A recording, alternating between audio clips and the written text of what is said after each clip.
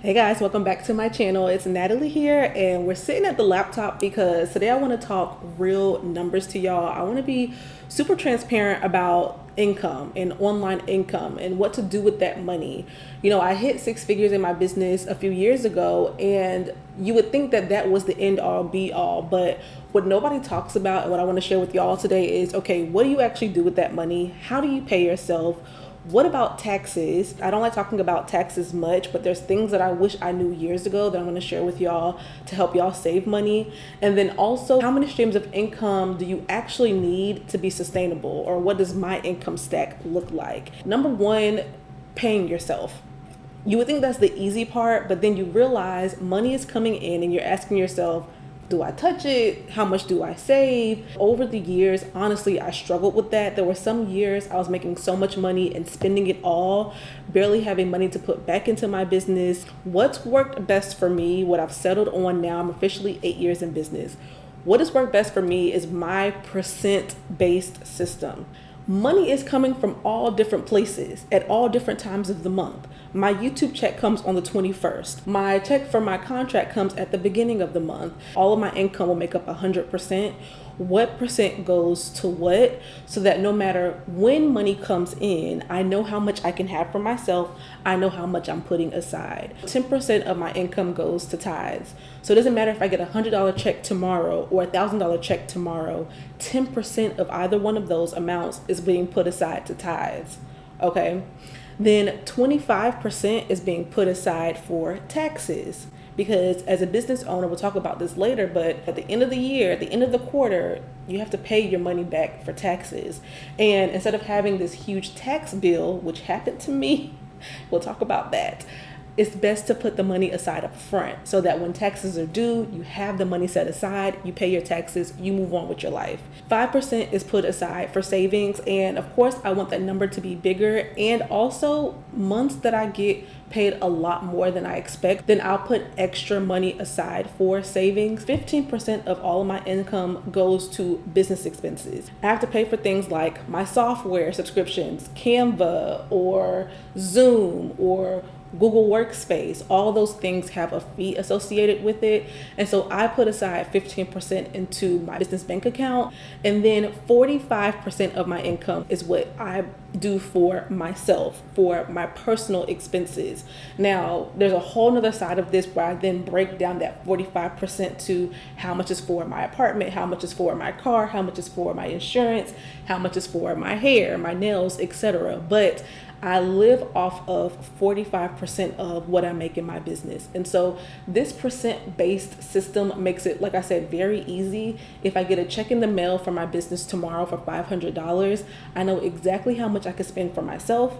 I know exactly how much to put aside for taxes because I have a percent-based system. So that is how I pay myself, y'all. To make sure I have the money that I need for those buckets, we'll talk about it later on, like the income stack, knowing exactly how much I need to make so I can actually pay my bills. That goes into like my different streams of income, which we'll talk about. When it comes to taxes, y'all, this is the part that has kind of been like just a learning curve for me. I currently am a single member LLC, and where I am in my state, a single member LLC is taxed just like a sole proprietor. My first six-figure year, I remember after my accountant helped me file my taxes, she came back to me and said, you definitely need to think about becoming an S Corp. So I told you guys like how I split up my income, and 45% goes to my personal and 15% goes to business.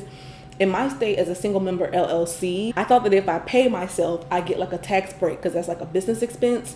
But as a single member LLC, no, it's all taxed the same. And I learned that if you set your business up as a S Corp, then there's a part of your money that can be taxed differently because of paperwork.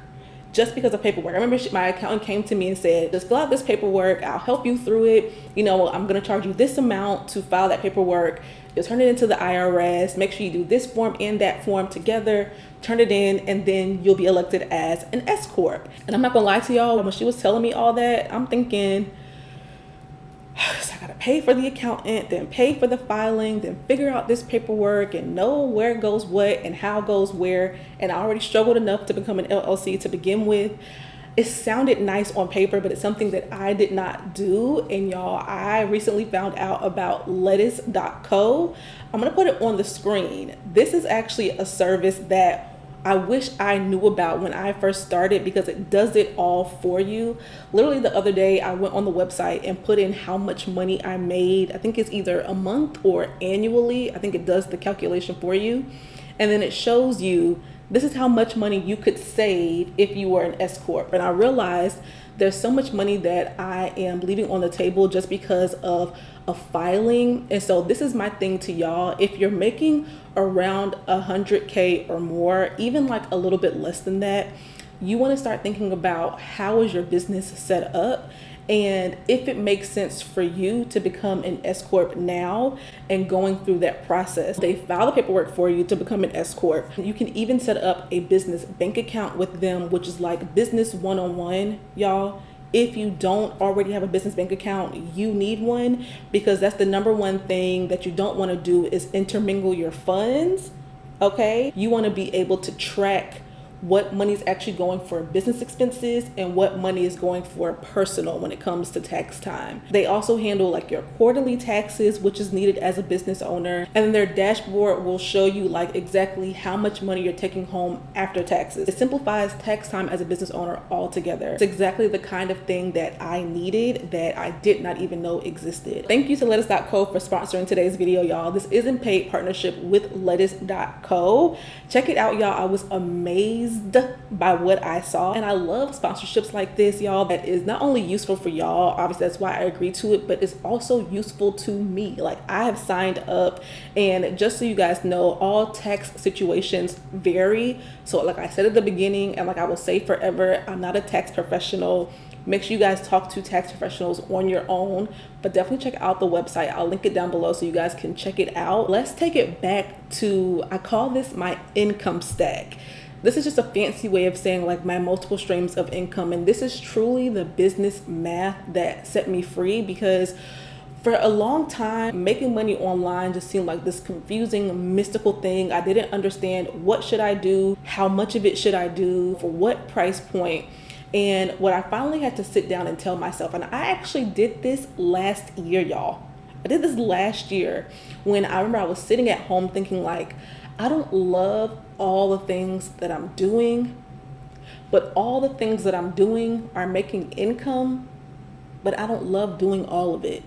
So I wondered, what could I actually like stop doing? And what could I do more of? And so the first thing I had to do was ask myself, how much money do I need to live my life? So when I realized how much money I actually needed, I started eliminating so many things off my table. 50% or so of my income comes from me doing contract work with local businesses.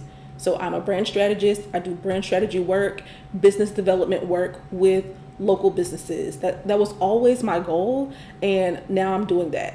And me not making that all of my 100% of my income gives me freedom to spend just a part of my time there and a part of my time doing other stuff. So about 25% of my income, can I be real with y'all, comes from brand deals.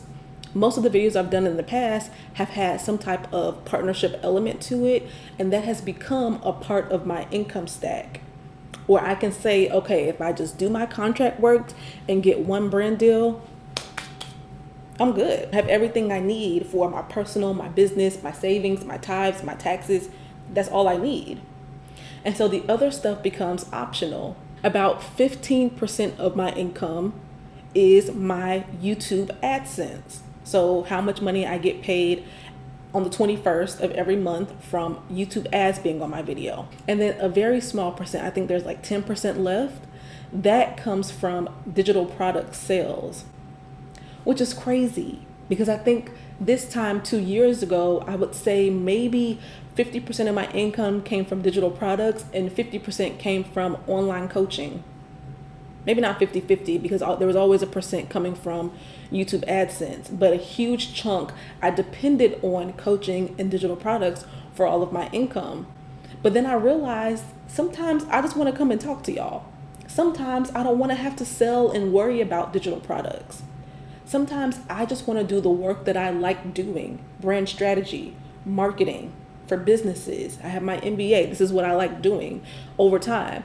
And so it's been a blessing now that I've been able to say, you know what? I don't have to do the things that I don't like to do. What do I like to do? What skill set do I have? And then how much money do I need to make to live my life? And when I narrowed down on how much money I need to live my life, I'm now able to ask for the dollar amount that I need instead of being too afraid to charge my worth. And I know that I'm not going to do it for less than this dollar amount because that's what the numbers say I need. This has been the biggest blessing for me. It set me free in my business. It set me free financially. It's helped me to stop living in fear. You know, I understand now the type of person I need to be, where I need to dedicate my time, and how I can actually maintain a business over time. Y'all, like I said, it's been 8 years, and there's been years where, like I told y'all in the beginning, there's been years where money is coming from anywhere and I'm spending it everywhere. There's been years where money is coming from nowhere and I'm doing so much work and I'm not liking it, not getting paid enough for it. And this is the time now where I'm doing what I love, I'm doing what I want, I'm getting paid what I need, and it feels like I hit the jackpot, but really it's just that I've looked at this with a level mind, with a business mind, not a mind of scarcity. And so y'all, this is Real Money Talks. I hope you guys enjoyed this video. Let me know if you guys have any questions below of anything that I mentioned. What else do y'all want to talk about? I really want to make my channel a channel for y'all, the current business owner, the tired business owner, the aspiring entrepreneur, the creative who wants to make money but doesn't know where to go, where to begin. And so I'm here to be a resource to you all. I hope you guys enjoyed this video. If you're new to my channel, make sure you guys hit subscribe down below. Give this video a thumbs up if you enjoyed it. Don't forget to check out lettuce.co, you guys, if you're ready to stop stressing over tax time and ready to stop leaving money on the table. And I will see you guys in my next video.